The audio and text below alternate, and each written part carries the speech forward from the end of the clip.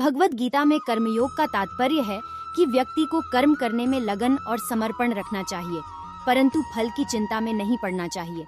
कर्मयोगी को अपने कर्मों के परिणाम पर आसक्त नहीं होना चाहिए, बल्कि केवल कर्म के द्वारा अपने दर्शन की पूर्ति करनी चाहिए। एक समय की बात है, एक छोटे से गांव में एक युवक नामकरण का काम करता था। वह युवक अपने काम में बहुत मेहनती और समर्पित था।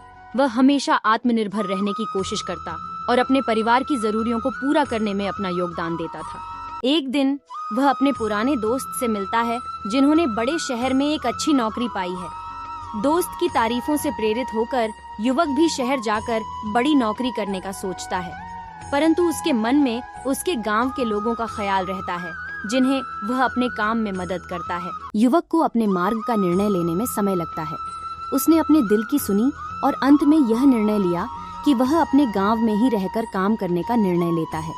वह जानता था कि कर्म का महत्व है और उसने अपने काम को एक तरह के योग मानकर किया, जिसमें वह समर्पित रहता है और फल की चिंता नहीं करता। वक्त बीतते गए और उस युवक ने अपनी मेहनत और समर्पण से गांव को आगे बढ़ावा दिया। उसका आदर और सम्मान गांव के लोगों ने उसे दिया और उसकी सफलता ने उसे खुद को साबित कर दिया कि कर्मयोग के माध्यम से सफलता प्राप्त की जा सकती है। इस कहानी से हमें यह सीख मिलती है कि कर्मयोग ने अपने काम में समर्पित रहने और फल की चिंता नहीं करने का मार्ग दिखाया है।